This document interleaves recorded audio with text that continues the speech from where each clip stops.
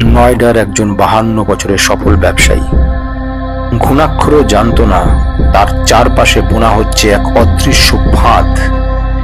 বাইরের এক কুখ্যাত দল, যাদের মাটি এদেশ কিংবা অন্য দেশে।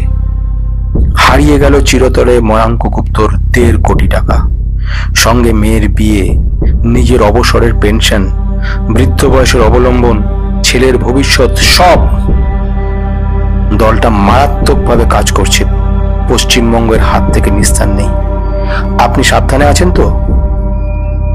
Noida cyber crime department, block B, sector 6, March 15, 2025, morning 10:40 AM। मेरा सब कुछ चला गया। बेटी की शादी के लिए जो पैसा था, बेटा का एजुकेशन के लिए जो पैसा था, सब कुछ लेके चले गए। मेरा सारी सेवानिवृत्ति का जो धनराशि था, मेरा सपना, मेरा जीने का कोई मतलब नहीं है। अब क्या होगा? सर धीरज रखिए, डिटेल्स में मुझे बताइए क्या हुआ। जैसे भी हो मेरा रुपया मुझे दिला दीजिए, मैं आपको जितना हो सके दे देंगे। गुप्ता जी अब भूल गए हैं ये पुलिस स्टेशन है और मैं साइबर क्राइम का ऑफिसर हूँ। जितना देर होगा उतना ही मुश्किल होते जा रहा है। Okay okay okay okay. मैं एक छोटा बिजनेसमैन हूँ नोएडा का, सेक्टर 6 में। मेरा एक मैन्युफैक्चरिंग बिजनेस है, छोटा सा। बिजनेस में घाटा चल रहा था, टेंशन में था। उसी समय एक SMS देखा। स्टॉक मार्केट एक कंपनी का नाम था ट्रेडिंग प्रो करके, गारंटेड रिटर्न दे रहा है 18 to 25% हर महीना। मतलब 1 लाख रुपया इन्वेस्ट कीजिए तो 18 से 25,000 रुपया मिलेगा हर महीने। 25,000, ये तो मैं सोच भी नहीं सकता था। तो मेरे एक जिगरी दोस्त था रमेश अग्रवाल, तो उनको मैंने फोन किया और उसके কিভাবে জাল বনে জানো? কিভাবে বোনা জালে তার শিকারটা পড়ার সঙ্গে সঙ্গে আষ্টে পৃষ্ঠে কিভাবে জালগুলো দিয়ে পেঁচিয়ে দেয় জানো? কিভাবে সেই মাকড়সাটা তার একটা ডাইজেস্টিভ এনজাইম সেই পতঙ্গটা সেই শিকারটার উপরে প্রয়োগ করে এবং কিছুক্ষণের মধ্যে তার পাকস্থলীতে তার সবকিছু গলে চলে আসে এবং সেটা সে শুষে নিয়ে নেয়, নিংড়ে নিয়ে নেয়। এই ভিডিওর মধ্যে দেখবে কিভাবে মাকড়সা জাল বিস্তার করে। ঠিক একইভাবে এই কোম্পানিটা জাল বিস্তার করেছিল হোয়াটসঅ্যাপ গ্রুপের মাধ্যমে, টেলিগ্রাম চ্যানেলের মারফত, ইউটিউবের মারফত, বিভিন্ন সোশ্যাল মিডিয়ার মারফত। একদিকে খুব লোভে পড়ে গেল, আবার অন্যদিকে ভাবলো, সন্দেহ তৈরি হলো, ভাবলো যে কি করা যায়। ওদিকে রমেশ আগরওয়ালকে যখন ফোন করলো, তখন ফোনে ওধার থেকে রমেশ বলল, হ্যাঁ এরকম ঘটনা তো ঘটছে, আমাদের পাড়ায় একজন আছে, ও তো একাধিক লোক শেয়ার মার্কেটে তো অনেকেই টাকা রাখছে এবং মাসে এরকম রিটার্ন পাচ্ছে, সত্যি ঘটনা। এবং এই কোম্পানিটার নাম যেটা বললি, ওই কোম্পানির নামও আমি শুনেছি এবং ওই কোম্পানিটা থেকে এরকম মাসে ভালো রিটার্ন পাওয়া যায়, এটা কোনো ব্যাপার নয়। এটা স্পেশাল, ওরা একটা অ্যাপস নিয়ে এসছে, ওরা একটা স্পেশাল ধরনের অ্যালগোরিদম ইউজ করে। সেই ট্রেডিং এ অ্যালগোরিদমটা কাজে লাগায় আর্টিফিশিয়াল ইন্টেলিজেন্স কি দিয়ে, সেখানে ভালো রিটার্ন পাওয়া যায়। সাধারণদের পক্ষে সেগুলো তো করা সম্ভব না। এত সব ঘটনা শুনে, এইসব দেখে বুঝে, রমেশের কথা শুনে ময়াঙ্ক একটু একটু করে পাল্টাতে থাকলো মনটা, ভাবতে থাকলো হতেও পারে, বা তবুও মনে একটা সন্দেহ ছিল। সেই জন্য সে কি করলো, ওই ফোন নাম্বার দেখে একবার ফোন করলো, বলে দেখি না কি হয়।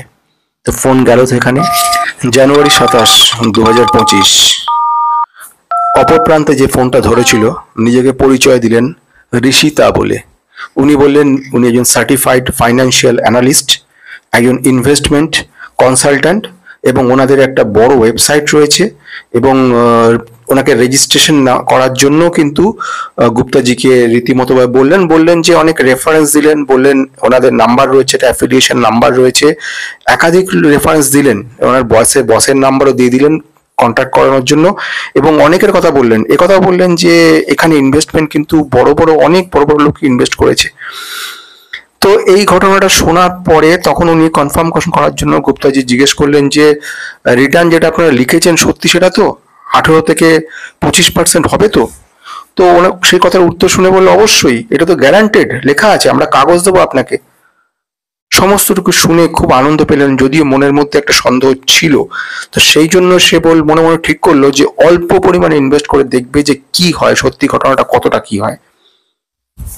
জানুয়ারি 31, 2025 ওদের কোম্পানি থেকে, ট্রেডিং প্রো থেকে একজন এজেন্ট এলো, এসে সমস্ত কিছু দেখিয়ে দিয়ে গেল, অ্যাপসটা ইনস্টল করে দিল গুপ্তাজির মোবাইলে এবং সঙ্গে সঙ্গে সমস্ত কিছু দেখিয়ে দিল। প্রথমে সন্দেহ হয়েছিল ঠিকই, তারপরে অনেকগুলো লিঙ্ক যখন দিল, তারপরে যখন একটা গ্রুপে যোগ করে দিল, সেই গ্রুপে একাধিক লোক যখন লেখাটা দেখলো, কেউ 2 লক্ষ টাকা, কেউ 8 লক্ষ টাকা ইনভেস্ট করেছে, তার ডবল করে দিয়েছে কিছুদিনের মধ্যে, রিটার্ন ভালো দিচ্ছে, এবং টেলিগ্রামের লিঙ্কও দেখিয়ে দিয়ে গেল কিভাবে অ্যাপসটা ইনস্টল করতে হবে, ইনস্টল করার পর টাকা যেটা ট্রান্সফার হবে সেটা দেখিয়ে দেওয়া, সমস্ত কিছু করে দিল, এবং হুবহু দেখতে গ্রোথ অ্যাপস যেরকম সেরকম ধরনের কিন্তু দেখতে একই রকম। সুতরাং খুব আনন্দজনক সঙ্গে ব্যাপারটাকে মেনে নিল। ওর ছেলের সঙ্গে কথা বলেছিল, রমেশজিকে ফোন করেছিল একবার গুপ্তাজি, এবং রমেশজিও বললো ঠিক আছে, কোনো অসুবিধা নেই, এরকম তো অনেকেই পাচ্ছে, হতেই পারে, এটা কোনো অসুবিধা নেই, তুই কিরকম করছিস চালিয়ে যা। গুপ্তাজি একটা চেক দিয়েছিল 1 লক্ষ টাকার জমা করানোর জন্য কোম্পানির নামে, কিন্তু ওনারা বললো না না, এটা টোটালি অনলাইন অ্যাপস, সুতরাং এখানে ওরম ভাবে দেওয়ার কোনো মানে নেই, আর এত সময়ও নেই লোকের, আপনার চটপট টাকা ক্রেডিট হয়ে যাবে, আপনি কাজ করুন, 1 লক্ষ টাকা অনলাইন ট্রান্সফার করে দিন। গুপ্তাজি প্রথমে জানতো না ব্যাপারটা, পরে ওকে যখন দেখিয়ে দেওয়া হলো, ও উনি সঙ্গে সঙ্গে মোবাইল থেকেই কিন্তু ব্যাংকের অ্যাপস থেকে টাকাটা ট্রান্সফার করে দিল ট্রেডিং প্রো অ্যাকাউন্টের 1 লক্ষ টাকা ট্রান্সফার হলো, সঙ্গে সঙ্গে দেখা গেল সেই টাকাটা 1 লক্ষ টাকা জমা হয়ে গেছে ওই অ্যাকাউন্টে, একদম স্বচ্ছ ব্যাপার, কোথাও কোনো ভুল ত্রুটি নেই। দেখে একদিকে নিশ্চিন্ত হলো। তখন ওর ছেলে, মানে গুপ্তাজির ছেলে, তখনও টেনশনে ছিল, দেখো তো বাবা কি হয় কি না হয়, দেখা যাবে যে কি কি হবে। কিছুদিনের মধ্যে, 2-3 দিনের মধ্যে দেখা গেল সেই অ্যাকাউন্টে প্রায় 15,040 টাকা ঢুকে গেছে, অর্থাৎ 1 লক্ষ টাকায় 15% কিন্তু ঢুকে গেছে এর মধ্যে। এরপরে আর ওদের মধ্যে কোনো সন্দেহ থাকলো না, সত্যি সত্যি তো রিটার্ন দিচ্ছে, উল্টে দিয়ে আবার ছেলেটাকে বকা দিল, বললো দেখ এই তো কত সুন্দর হচ্ছে, রিটার্ন টিটার্ন পাওয়া যাচ্ছে, পাওয়া যায়, আমাকে বললো না, আগরওয়ালজিও তো বলেছিল এরকম অনেকেরই নাকি এরকম হচ্ছে, সুতরাং কোনো অসুবিধা নেই। ফেব্রুয়ারির 2 থেকে মার্চের 3 তারিখ এই সময়ের মধ্যে মৈনাক গুপ্তাজি একটু একটু করে ইনভেস্ট করে চললেন। প্রথমে 2 লক্ষ টাকা, পরবর্তীকালে 5 লক্ষ টাকা ওনার ব্যাংকের ফিক্সড গুলো ভাঙিয়ে সে টাকাগুলোকে, এবং যে সঙ্গে সঙ্গে দেখতে পাচ্ছিলেন যে তার অ্যাপসে তার যে সমস্ত রেজাল্ট গুলো সেগুলো আস্তে আস্তে বাড়ছে, যে টাকাটা ইনভেস্ট করেন তার থেকে বেশি টাকা চলে আসছে অনেকটা, এবং উনি খুশি হয়েছিলেন এবং স্বপ্নগুলো বুঝতে পেরেছিলেন এবারে পূর্ণ হতে চলেছে একটু একটু করে করে। সেই মতো করে কিন্তু উনি এগিয়ে চলেছিলেন, ব্যাংকের ফিক্সড গুলো সব ভাঙিয়ে ফেলেন অটোমেটিক্যালি, এবং সব একটু একটু করে নিয়ে গিয়ে রাখলেন একটা জায়গাতে। এবং যখনই তাকে অন্যরা কেউ বলতে যাচ্ছিল, সঙ্গে সঙ্গে একটা কথা উনি বলছিলেন, শেয়ার মার্কেট থেকে ভালো রিটার্ন পাওয়া যায়, প্রচুর রিটার্ন পাওয়া যায়, এই খবরটা আমি জানি। এবং সঙ্গে সঙ্গে যে সমস্ত জায়গায় লিঙ্ক গুলো দিয়েছিল সেখানেও গিয়ে দেখালেন বাকিদের কাছে, এই দেখুন এখানেও কিন্তু রয়েছে লিঙ্ক, দেখুন কিরকম ভাবে এখানে লেখা আছে, টেলিগ্রাম লিঙ্কটা দেখেছেন, সেখানে কতজনে মিলে লিখেছে, এত টাকা ইনভেস্ট করে অত টাকা পাওয়া গেছে, 40 লক্ষ 50 লক্ষ টাকা পাওয়া গেছে। এই সমস্ত গুলো দেখে শুনে বুঝে উনি টোটাল দেখা গেল 1.6 কোটি টাকা কিন্তু ইনভেস্ট করে ফেলেছেন, অর্থাৎ 1.5 কোটি টাকার বেশি কিন্তু এসডি ভুল করেনি, একেবারে ফুল প্রুফ ওয়েতে ওরা এগিয়েছিল, এবং একটু একটু করে টোপ দেখানো শুরু করেছিল। যখন সে টোপের মাত্রাটা একটু বেড়ে গেল তখন আসল বোঝা গেল, অর্থাৎ 1 লক্ষ টাকা যখনই গুপ্তাজি ইনভেস্ট করেছিল, প্রায় 15,000 টাকা তাকে রিটার্ন দেখিয়ে দিয়েছিল। সেই দেখে তার বিশ্বাসযোগ্যতা বাড়লো, তার বন্ধু বান্ধব মহলে সকলে বললো হ্যাঁ এরকম ভাবে হয়, ভালো রিটার্ন পাওয়া যায়, গ্যারান্টেড রিটার্ন তো লিখে দিচ্ছে, গ্যারান্টেড কাগজ দিচ্ছে, তুই অফিসে যা। অফিসে গিয়ে দেখেছে গুপ্তাজি, সেখানে মৈনাক গুপ্তাজি অফিসে গিয়ে দেখেছে, অনেকের সঙ্গে কথা বলেছে এবং কনফার্ম ছিল ব্যাপার সম্পর্কে, সে সব জেনে বুঝে তবেই সে এগিয়েছে, সে কাঁচা লোক ছিল না। বড় বড় ইউটিউবারদের কিন্তু এরকম বড় বড় চ্যানেল রয়ে গেছে, সে সমস্ত ফ্রড চ্যানেল যেগুলো কিন্তু স্ক্যামাররা তৈরি করেছে। তুমি যদি আমার ক্ষেত্রে দেখো, দেখবে আমার নামে একটা টেলিগ্রাম চ্যানেল রয়েছে, 2,500 লোক রয়েছে, যারা কিনা যখন তখন কিন্তু ফ্রড হয়ে যেতে পারে, যখন তখন স্ক্যাম হতে পারে, টেলিগ্রামে রিপোর্ট করেও কিচ্ছু হয় না। পরের দিন তোমাদের ভিডিও দেখাবো সেটা কিভাবে আমার নামের একটা ফ্রড চ্যানেল কিভাবে বারবারন্ত হয়ে চলেছে। আসা যাক এবার দ্বিতীয় ঘটনার দিকে। মাকড়সার যখন জাল বোনা কমপ্লিট, তাতে যখন পড়ে গেছে সেই শিকারটা, এইবারে কাজ ছিল শিকারটাকে আষ্টে পৃষ্ঠে শুধু দড়ি দিয়ে বেঁধে দেওয়া, দড়ি দিয়ে বেঁধে দেওয়া, জাল দিয়ে জড়িয়ে দেওয়া, যত ছটফট করছে তত তাকে বেরোতে আটকে দেওয়া। টোপটা গিলে ফেলেছিল, 2 লক্ষ 5 লক্ষ 10 লক্ষ 20 লক্ষ করে সমস্ত টাকা গিয়ে জমা করেছিল এখানে, 1,60,00,000 টাকা টোটাল জমা হয়ে গেছিল এখানে। এইবারে বুঝে গেছে জালে পড়ে গেছে, এবারে কাজ শুধুমাত্র জালটা নিজে নিজে যত ছটফট করে তত জড়িয়ে যাবে। গুপ্তাজির মেয়ের বিয়ে মোটামুটি ঠিক হয়ে গেছে, ইমার্জেন্সি বেসিসে এখনই 20 লক্ষ টাকা দরকার পড়ে গেছে, খরচা হিসেবে কাজে লাগাবে। সব টাকায় কম বেশি শেয়ার বাজারে ঢালা রয়েছে ট্রেডিং প্রো কোম্পানিটাতে। তো যথারীতি নিশিতাকে ফোন করা হলো এবং তাকে বলা হলো যে ম্যাডাম, এবার আমাদের তো 20 লক্ষ টাকা লাগবে, তাহলে তো আমাকে একটু উইথড্র করতে হবে এর মধ্যে, তাহলে আমি একটু উইথড্র করতে চাইছি। The fall withdrawal blocked. Guptaji যখন ওই অ্যাপস থেকে উইথড্রয়াল বলে যে বাটনটা আছে ওটাতে ক্লিক করলো এবং ক্লিক করার সঙ্গে সঙ্গে দেখতে পেলো লিখছে আপনার অ্যাকাউন্ট ফ্রিজ হয়ে গেছে, আপনাকে আগে 8 লক্ষ টাকার ইনকাম ট্যাক্স দিতে হবে, এটা না করলে হবে না, এবং এ কারণের জন্য যেহেতু এতদিন ট্যাক্স দেননি পেনাল্টি হিসেবে 2 লক্ষ টাকা, টোটাল 10 লক্ষ টাকা কিন্তু ট্যাক্স হিসেবে জমা করতে হবে। এটা শুনে তো মাথায় বলেছিল মৈনাকজি, হাত জোর করে গুপ্তাজি বলেছিল যে ম্যাডাম শুধু 20 লক্ষ টাকা আপনি ফেরত দিন, বাকি সব আপনি নিয়ে নিন, শুধু 20 লক্ষ টাকা না হলে আমার সম্মান নষ্ট হয়ে যাবে, মেয়ের স্বপ্ন নষ্ট হয়ে যাবে, সমস্ত কিছু শেষ হয়ে যাবে, আপনি সব নিয়ে রেখো, এখন শুধু 20 লক্ষ টাকাটা ফেরত দিন আমার, আমি এখন নিঃস্ব। কিচ্ছু শোনেনি কোনো কথা, শুধু একটা কথাই বলে গেছে সরকার চাইছে গভর্নমেন্টের ট্যাক্স, গভর্নমেন্ট প্রথম ট্যাক্স নিচে 8 লক্ষ টাকা ইনকাম ট্যাক্স, পেনাল্টি 2 লক্ষ টাকা, কনভার্সন করার জন্য সেখানে টাকা লাগবে 10 লক্ষ টাকা, তার পরবর্তীকালে 24 ঘন্টা বা টাকা ট্রান্সফার করার জন্য এক্সট্রা মানি লাগবে, একটার পর চার্জ, ফেরত পাওয়ার উপায় নেই, ফেরত যাওয়ার উপায় নেই, সেখানে থেমে গেলে হয়তো ওই টাকাটুকু বাঁচতো, সে টাকাগুলো দিতে হয়েছে বাধ্য হয়ে। প্রথম 10 লক্ষ টাকা গেছে, তারপরে আরো কনভার্সেশন চার্জে 15-16 লক্ষ টাকা গেছে, তার পরবর্তীকালে আবার চার্জ যখন তৃতীয়বার পড়ছে, সঙ্গে সঙ্গে উনি ওই ভদ্রমহিলাকে ফোন করলেন। ফোন করার পর উনি বললেন ম্যাডাম এখানে লিখছে তো যে 10 লক্ষ টাকা দিতে হবে, ট্যাক্স দেওয়া হয়নি। তখন সেটা শুনে ম্যাডাম বললেন হ্যাঁ ওটা তো আপনাকে দিতে হবে, ওটা তো না দিলে নয়, ওটা তো গভর্নমেন্টের ব্যাপার, ট্যাক্স তো গভর্নমেন্ট নিচ্ছে, এটা তো আমাদের হাতে কিছু করার নেই, এটা গভর্নমেন্টই জানেন তো সব ট্যাক্স করবো ওখানে নিতে হয়। এখন আপনার অলরেডি তো 1 কোটি টাকার উপরে চলে গেছে, 1.6 crore টোটাল, মানে আপনার এখানে 2 কোটি টাকার উপরে অ্যামাউন্ট রিটার্ন পাবেন আপনি, এই টাকাটা তো আপনি দিতেই হবে আপনাকে। সেটা শুনে একটু টেনশনে পড়ে গেল, করার পরে বললো তাহলে এই টাকাটা কিভাবে পেমেন্ট করবো ম্যাডাম? বললো কোনো অসুবিধা নেই, আপনি ওই টাকাটা অনলাইনে ট্রান্সফার করে দিন, এই অ্যাকাউন্টে ট্রান্সফার করবেন, আমরা এটা পাওয়ার সঙ্গে সঙ্গে প্রসেসিং এ দিয়ে দেবো, আর আপনিও রিটার্ন সঙ্গে সঙ্গে পেয়ে যাবেন। কি করা আর যাবে, ইমিডিয়েট 20 লক্ষ টাকা দরকার পড়ে গেছে, ইমার্জেন্সি মেয়ের বিয়ে, আর তাড়াতাড়ি করে বাধ্য হয়ে তাড়াহুড়ো করে টাকাটা ট্রান্সফার করে দিল ট্যাক্সের জন্য। যেই টাকাটা ট্রান্সফার করে দেওয়া হলো, দিয়েও মনের মধ্যে একটা ভয় দুশ্চিন্তা ছিল।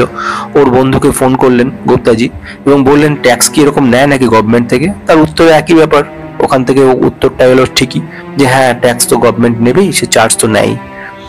যথারীতি দেওয়ার পরের দিনই এবারে দেখা গেল আবার অ্যাপসটা খুলে আবার ক্লিক করলেন, দেখলো না এখনো পর্যন্ত সে ফ্রিজই রয়ে গেছে, ফ্রিজ তো ওঠেনি।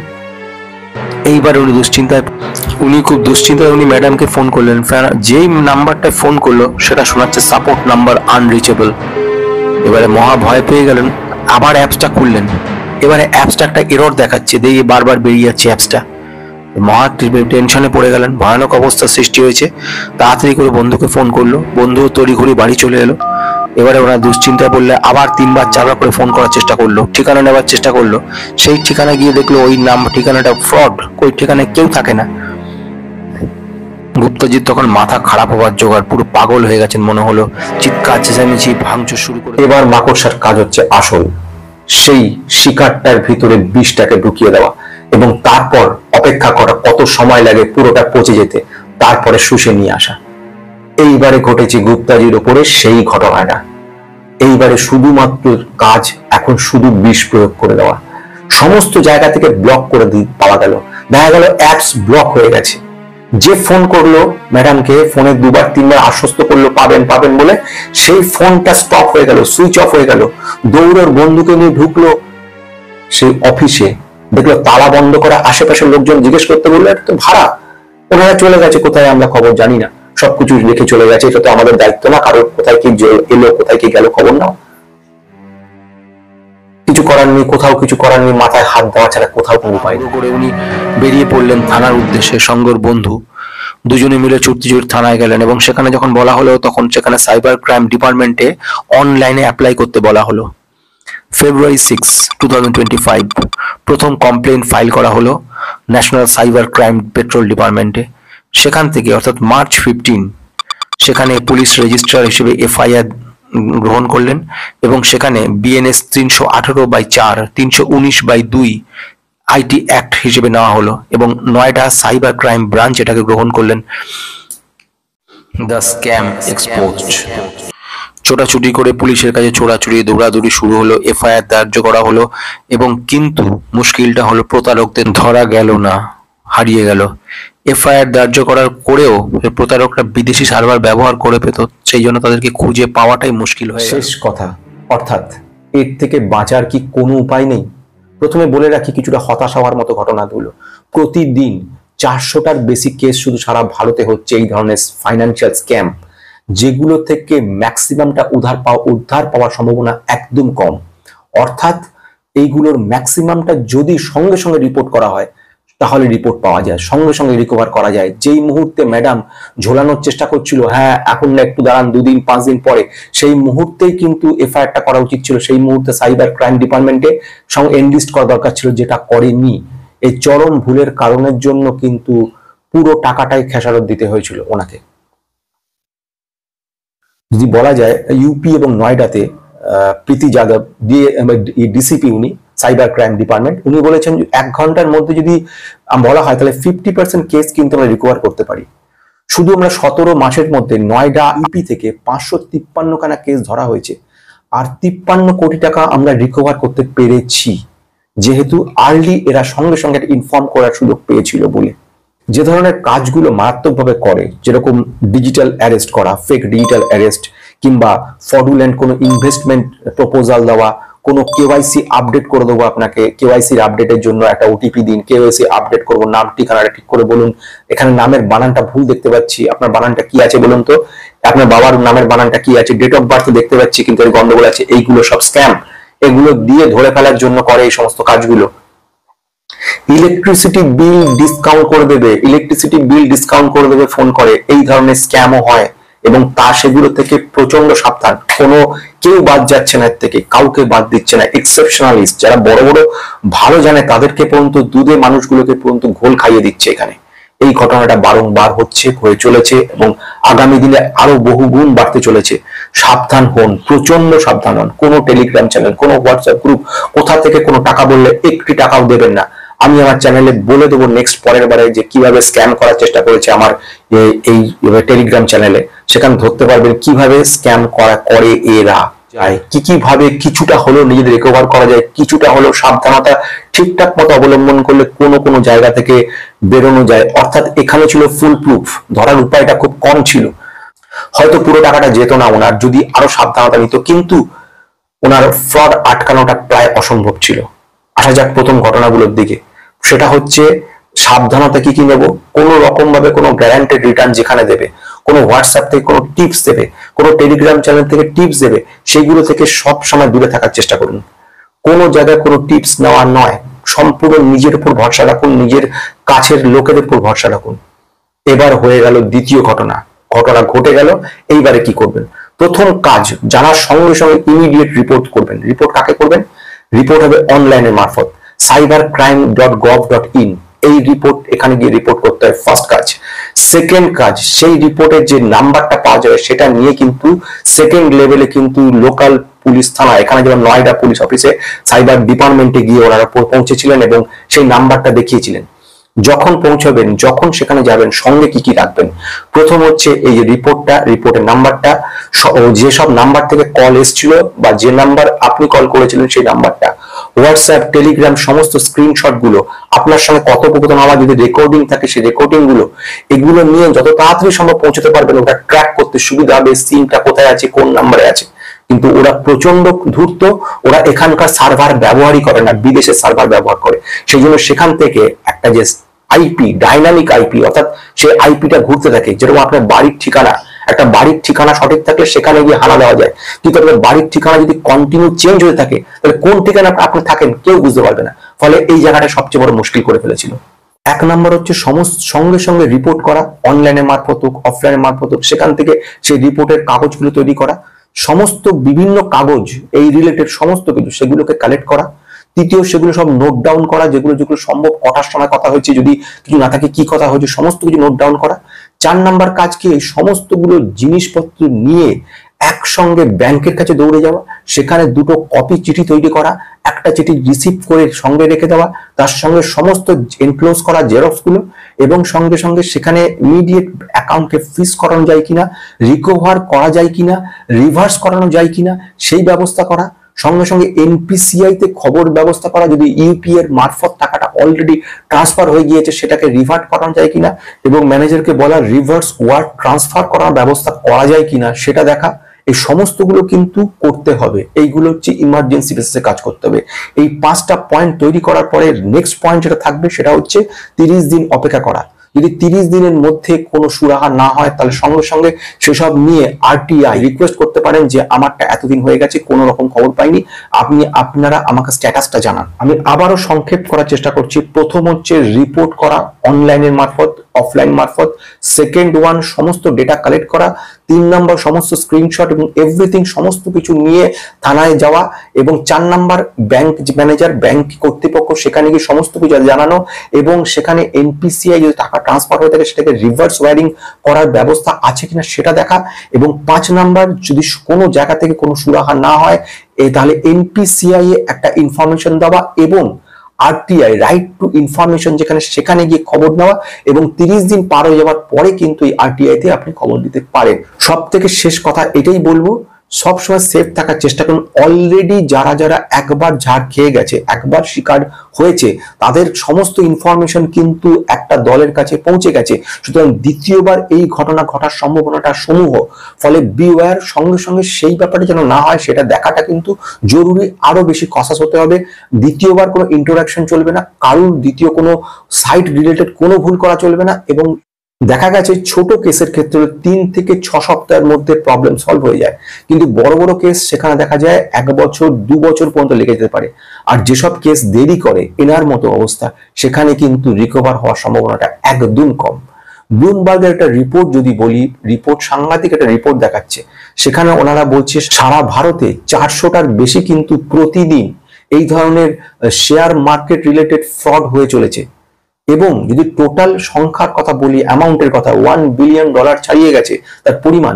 এবং বলা হচ্ছে 1 বছরে 1.5 লক্ষের বেশি কেস কিন্তু জমা পড়ছে এখানে, এবং সেখান থেকে মাত্র 10% রিকভার করা যায়নি, এ কথাটাও ওনারা বলে দিচ্ছে। এখানে যে 4টে প্রসেসের মাধ্যমে যে সাবধানতা নেওয়া যেতে পারে, 1 নম্বর ব্যাপার সেটা হচ্ছে সেবি রেজিস্টার্ড ফলস বলে অনেকেই এখানে বক্তব্য রাখে। আমি সেবি রেজিস্টার্ড, আমার সেবি রয়েছে, তার কাছে জিজ্ঞেস করবেন যে তার সেবি রেজিস্টার্ড নাম্বারটা, এবং সেবির যে ওয়েবসাইটে যে সেখানে গিয়ে খবর নেবেন সার্চ করে এই নাম্বার এক্সিস্ট করছে কি না, এটা কিন্তু একটা জরুরি। সেকেন্ড ওয়ান, একই রকম দেখতে গ্রো হোক, অ্যাঞ্জেল ওয়ান হোক বা আদার যে কোনো অ্যাপস এর মতো দেখতে ফলস অ্যাপ যেগুলো সেবি রেজিস্টার্ড তার মতো দেখতে কিন্তু একই হুবহু তৈরি করে ফেলেছে এরা। ফলে বাইরে থেকে দেখে কোনো মতে বোঝার উপায় নেই, কিন্তু সঙ্গে সঙ্গে সেগুলো চেকিং করার ব্যবস্থাও রয়েছে। সেগুলো যে কোম্পানি, সে কোম্পানিতে ভেরিফাই করা উচিত যে এই অ্যাপসটা কি আপনাদের, সেই হিসেবে মেল করা উচিত যে এটা আপনার কিনা। কোনো রকম পা বাড়ানোর আগে 10 বার ভাবা উচিত। এই সব ক্ষেত্রে যাদেরকে একেবারে অপরিচিত তাদের কাছে একেবারে বিশ্বাস করা যাবে না। যতই বন্ধুরা বলুক বা যে বন্ধু বলুক বা যে গ্রুপ বলুক, 1 লক্ষ টাকা দিয়ে 10 লক্ষ টাকা পাওয়া গেছে, একেবারে কোনো জায়গাতে নয়। সোশ্যাল মিডিয়া, তৃতীয় পয়েন্টের দিকে, সোশ্যাল মিডিয়াও কিন্তু বিভ্রান্তিকর বিভিন্ন জায়গা তৈরি করছে। আমি বারবার বহু জায়গাতে কিন্তু বলার চেষ্টা করেছি যে সমস্ত রকম ভাবে ইনফ্লুয়েন্সাররা কিভাবে কাজ করে, এবং তার শিকারও কিন্তু আমি হয়েছি। এবং সে কারণে ইউটিউব এই চ্যানেলটাও কিন্তু ডিমনিটাইজ এবং বহু ভিডিও ডিলিট করা হয়েছে, এবং দেখে বুঝে ভিডিওগুলো ডিলিট করা। কারণ হচ্ছে এটাই, যারা বড় বড় ইনফ্লুয়েন্সাররা তারা আমার সামান্য হলেও একটু আন্দোলনেও তারা কিন্তু নড়ে গেছিল বলেই তারা ইনফ্লুয়েন্স করিয়ে এই ধরনের ঘটনাগুলো ঘটাচ্ছে। আর একটা ঘটনা 4 নাম্বার, সেটা হচ্ছে সেবি রেজিস্টার্ড ছদ্মবেশে এরা কিন্তু প্রচুর ভাবে কাজ করে চলেছে। ইভেন সেবি রেজিস্ট্রেশন নাম্বারটাও কপি করা। সুতরাং সেখানে ডবল চেকিং, ট্রিপল চেকিং করা জরুরি। মানে এক ধরনের অবাস্তব জায়গায় পৌঁছাতে চলেছে। নিজের টাকা নিজেকে রাখতে হবে, নিজে দায়িত্ব নিতে হবে। এটা কোনো গল্প ছিল না, এটা সত্যি ঘটনা ছিল, এবং পেপারে বহুবার উঠেছে ঘটনাটা। আমি পেপার কাটিং আগে দিয়েছি। আজকে একটা মাত্র কিন্তু ময়াঙ্ক গুপ্ত নয়, অজস্র ময়াঙ্ক গুপ্ত কিন্তু বারবার করে ফ্রড করছে এবং ভবিষ্যতেও হবে। শুধু আমার যে কজন সাবস্ক্রাইবার রয়েছে, যে কজনকে আমি চেষ্টা রেখেছি ইমপ্রুভমেন্ট হচ্ছে কিনা দেখার, তাদেরকে নজর রাখার চেষ্টা করেছি, তাদের উদ্দেশ্যে বলি সাবধান হও, এখনো সময় আছে, দিন আরো খারাপ আসছে, আরো ফুল প্রুফ ওয়ে নিয়ে এগোচ্ছে, সেখানে নিজেকে ঠিক করতে হবে, নিজেকে ঠিক রাখতে হবে। অন্যের লোভের ফাঁদে পা দিয়ে যেন আপনার জীবনের সঞ্চয় শেষ না হয়, জানুন, সচেতন হন এবং অন্যকেও সতর্ক করুন। শেয়ার বাজার আয়ের জায়গা, ভয়ের নয়, জ্ঞানের মাধ্যমে বিনিয়োগ করলে তবেই সফলতা আসে। আপনি যদি চান আরো এমন ধরনের সতর্কতামূলক ও বাস্তব ঘটনা তুলে ধরি, তাহলে অবশ্যই এই চ্যানেলটা সাবস্ক্রাইব করে রাখুন এবং অনেকেরকে শেয়ার করে দিন, যাতে নিরীহ সাধারণ মানুষ যারা আপনার আপনজন রয়েছে তারা যেন আর ভবিষ্যতে এরকম ভাবে না ঠকে যায়।